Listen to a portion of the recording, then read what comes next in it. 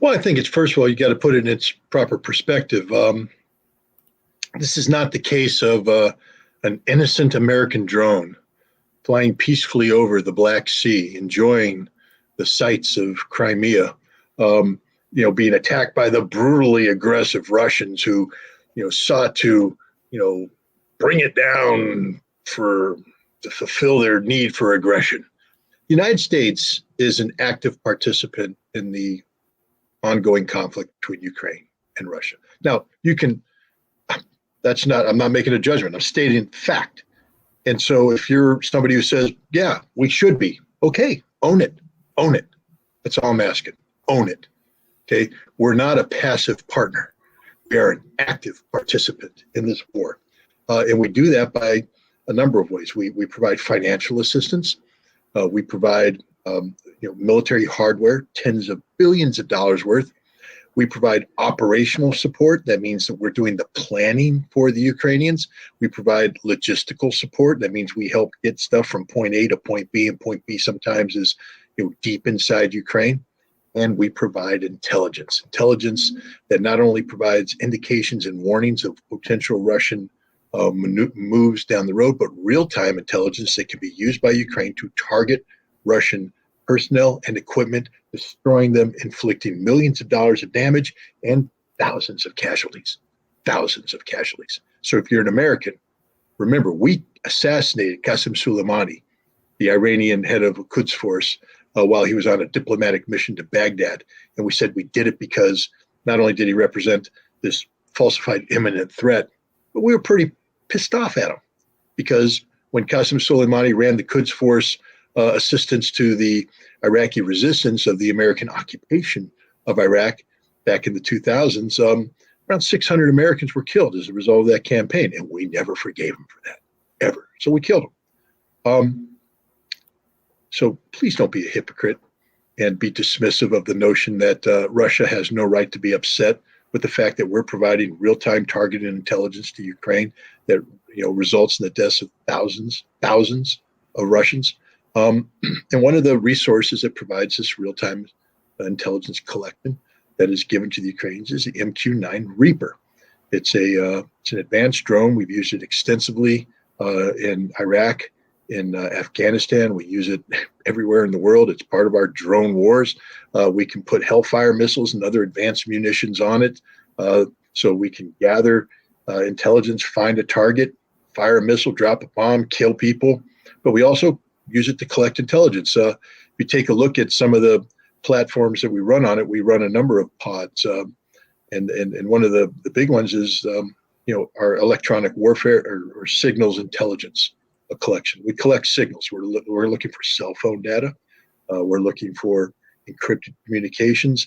We're looking for radar signatures, things of this nature, all of which are not only collected, but then immediately transmitted through the beauties of satellite linkage to an operational intelligence fusion center that's evaluating this data, collating this data, and if a high-value target is identified, providing that to a Ukrainian asset that can, if necessary, if it's within the range, put steel on target, killing Russians.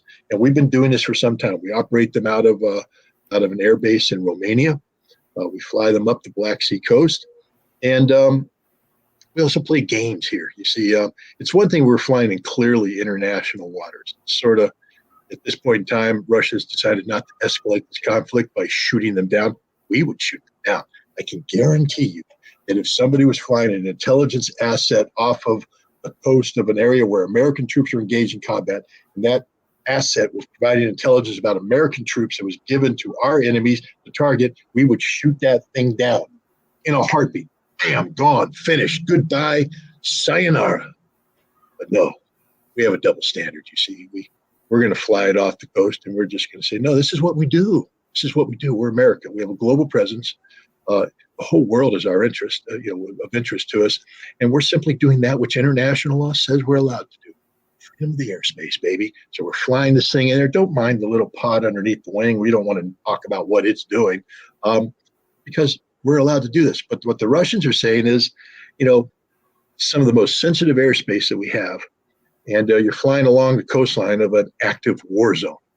And we know what you're doing with the intelligence. So the Russians are creating these zones, no-fly zones. They're saying, you can't fly here because what we're doing right now, we don't want that asset flying in this airspace, collected on that, reporting back to them. We don't want that to happen. And we say, well, you can't do that because this is Crimea and we don't recognize that you have sovereign control of Crimea. We view it as Ukraine. Therefore, it's not your airspace to put a no-fly zone in. You can't do it. Only the Ukrainian government can do that. And since you're not the Ukrainian government, we're flying the drone in there anyways. And they've done that a couple times. And Russia's tired of having their guys die, as anybody would be. So this time, Russia apparently took a pair of Su-27 fighters up there, and they buzzed it. 19 times they flew by. That's not the Russian data. That's our data. Now, why would they fly by 19 times? Because they're sending a sign. Get the hell out of here. When? We don't want you here. 1, 2, 3. When are you going to get the hint? 19 times you didn't get the hint. So now they say they dumped jet fuel on them. I don't know what that means. You know, sometimes if you're going to use an afterburner, you inject jet fuel into the jet exhaust, and it gives you that extra boost. And so what this could have been is an effort to ignite an afterburner, you know, going up from the drone and have the jet wash, knock the drone down, and otherwise deviate it. What the Russians didn't do is shoot it down. You know, we would have shot it down. We would have pulled back, fired an air-to-air missile, act of war, bam. What the Russians did is interfere with the flight performance of the aircraft in a way that caused flight instability to occur, like lift deviated off the wings, and it lost control and it crashed. And I don't think Russia's apologized about it. My understanding is that when the United States summoned Anatoly Antonov, the Russian ambassador to the United States, to the State Department to complain, he gave as good as he got. He wasn't going to sit there on receive mode. He got right in their face and said, no. You can't fly that asset off our coast in a time of war, collect intelligence, and send it back to kill Russians. That ain't going to happen anymore. And so I think that's where we're at. The Russians put a marker on the table, and we lost a $32 million aircraft. Fortunately, no lives were lost, but $32 million. But perhaps even more critically, because money doesn't mean much to America. Hell, we gave $150 billion away to the Ukrainians. What's $32 million among friends? The pod underneath it, the intelligence collection pod, may have been one of the most advanced signals intelligence pods used by NATO today, with the best electronics, the best capabilities, the best encryption, the best satellite connectivity. It would give away a whole bunch of information about how we do business. And the Russians may actually have that in their possession right now. So that's strike two against us. But that's what's going on with the drone. What are we going to do about it? The State Department said that we're going to continue. You can't intimidate us. We're America. You can't intimidate us. And yet General Cavoli, the four-star general, commander of U.S. forces in Europe, went, we're a little bit intimidated. Stand down. We're shutting down the MQ-9 Reaper drone flights until we do a review of what our policies are, what we're doing. Because now what? Next time we want to fly this, are we going to put fighter aircraft up to escort the MQ-9? Because I can tell you, the Russians won't blink. They'll say, get out of here. If not, they'll come in, and if you fire, they'll fire. And there's more of them than us. They'll win. And now we're at war with Russia. I think that's the fundamental question that has to be asked. Is what we're doing with the MQ-9 Reaper off the coast of Crimea worth going to war with Russia? And the answer is a resounding no, especially given the fact that Ukraine is losing the war, is going to lose the war, never win the war. So whatever we're doing right now is not going to change the outcome. And so I think what we're going to see is the United States may fly a face-saving mission that takes us close to the denied airspace, but not in it. We fly by, we wave, we waggle our wings, and we come back and we go home and we say, okay, that's done. And that's the end of the MQ-9 Reaper operations in the Black Sea for the time being. Airborne forces are what I'll call legacy capability. When they were first created, they had a viable mission. But it's always a high-risk mission. You take a look at D-Day and the number of C-46, C-47 aircraft that were shot down, and the paratroopers inside who died, glider operations. I mean, it's a high risk thing, heavy casualty thing. The British operation in Arnhem. I think I forget what the name of the jump was, but when we went across the Rhine River, We put a couple divisions across the Rhine River, and what was purely sort of a political jump, but we lost a lot of guys because the Germans shot down some of these, aircraft with paratroopers in them, and they die. Today, they get deployed in, the Russians would deploy them in probably IL-76 aircraft. You shoot one down, that's a couple hundred dead paratroopers. For what end?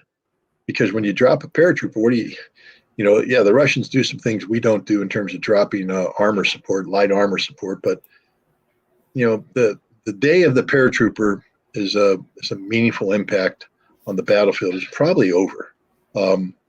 We could drop, we dropped them on Grenada.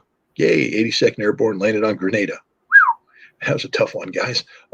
We dropped them in Iraq. The 173rd jumped in to Kurdistan, again, non-contested battle. But there hasn't been a contested airborne assault for a long time. I think Korea might have been the last one for the United States. Israel may have done something in the Sinai, but I'm trying to think. It's just not a good way of doing business. But we do it because of the esprit de corps. We do it because it's a leadership school. We do it because jumping out of airplanes with a parachute is cool. But the idea that the Russians are going to sacrifice hundreds or thousands of paratroopers to parachute behind enemy lines is absurd. I think that the best thing that could happen with paratroopers is that they'd be rather than jumping in, that the Russians would seize an airfield and land the aircraft there. But even then, you need all the air defense shot down, and that's tough in the modern day. All it takes is one missile, shoot down an airplane. So I don't think you're going to see airborne forces deployed in that nature. On air power itself, the Russians just have a completely different approach to air power than the United States. They have traditionally, when it comes to battlefield fire support, relied on artillery and missiles, long-range missiles, short-range missiles, intermediate-range missiles.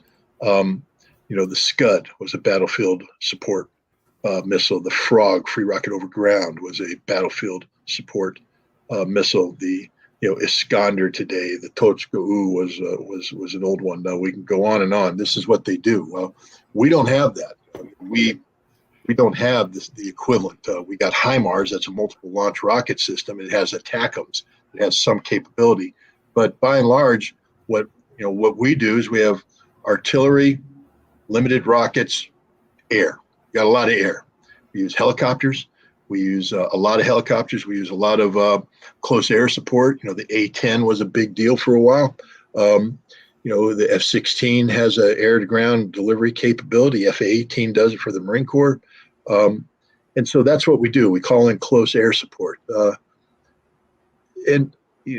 Again, that's a legacy operation. That's something that came out of the Second World War, and then we've developed it ever since. But ever since the Second World War, we've never really operated in an environment that was prohibitive in terms of close air support. During Desert Storm, when we had air supremacy, everybody talked about, well, most of our A-10s were lost near the end of the war when we were trying to provide close air support to the advancing troops, and the Iraqis were able to shoot it down using, man-portable air defense systems.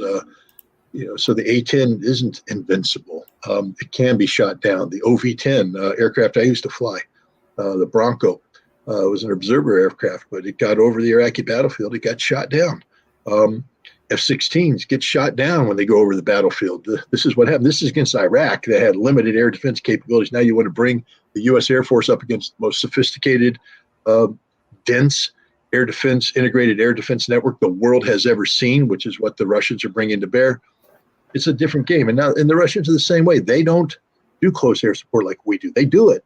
Don't get me wrong. But for instance, what we want is precision strike. We want eyes on target or sensor on target. And we're going to, release the ordnance directly on the target. If you take a look what the Russians are doing, they have this whole air delivery mechanism where the planes come in low, and then they arch up and they loft their rockets in and strike. But they have a very good onboard computer that tells the pilot when to loft. He takes a look, he lofts at a particular angle, and when that icon hits where it needs to hit, he fires. and they're hitting the target. Ask the Ukrainians when the missiles come in, they're hitting the target. But if you have to put, get line of sight where you have to come in and shoot, and you need to see something to put the wire guided missile on there, or the TV guided missile, or the IR guided missile. Problem is, if you can see the target can see you. And if the target can see you, that means somebody with a surface to air missile can see you.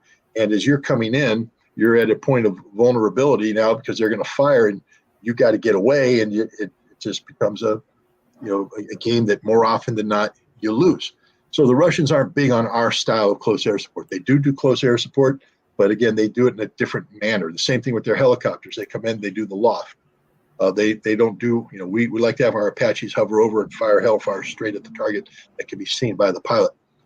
But if you're doing that against a Russian-style air defense, you're going to get shot down. So what we're seeing right now is, everybody's a little bit risk-averse. Nobody likes to lose a lot of aircraft. Ask the Ukrainians, because they've lost just about their entire Air Force, having a tough time. Pilots that are left over, pretty good pilots. I mean, the fact that the Ukrainian Air Force is still out there flying sorties every day is an indication that they have some good pilots. But this is a different kind of war. It's not Vietnam. If you look at Afghanistan, if it wasn't for the U.S. Air Force coming in, we'd have a lot more dead special forces guys, those thick-armed, thick-necked guys that run around thinking they won the whole war by themselves. A lot of them be dead if they didn't have close air support come in and save them from the Taliban. Think about it. A sophisticated military world ambushed by a bunch of, villagers, sheep herders. Of course, Taliban's more sophisticated, but, still ambushed, and they're going to die. The Taliban's going to win if close air support doesn't come in and neutralize the target. Same thing in Iraq. So, we're addicted to a resource, to an asset that may work in Iraq and in Afghanistan when you have no high threat levels, but isn't going to work in a place like Ukraine. So that's why I think you don't see air power as much. But look at what the Russians are doing. They're adapting. What they're doing right now, they brought in something called the FAB. It's a air-delivered bomb, big bomb. And they got it 500 kilogram, 1,000. I think it goes up to even bigger than that.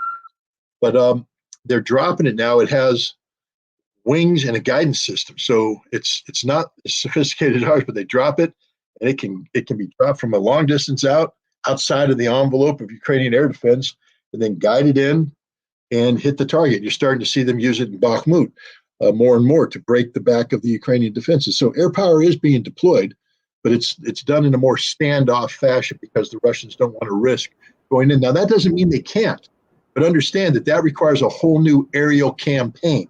You have to come in and you have to have a suppression of enemy air defense campaign, which brings in, we used to call them wild weasels, our aircraft to come in and generate, get the enemy to fire up their radars and then shoot anti-radar missiles at them, take out air defense so the other planes can come in. We would have to run a campaign like that if we were going to bring in our air, and Russia would have to run a campaign like that. And right now, I think Russia's looking at it saying there's no need for us to do that. There's not a target we can't hit in Ukraine using methodology that doesn't involve us losing aircraft at high numbers.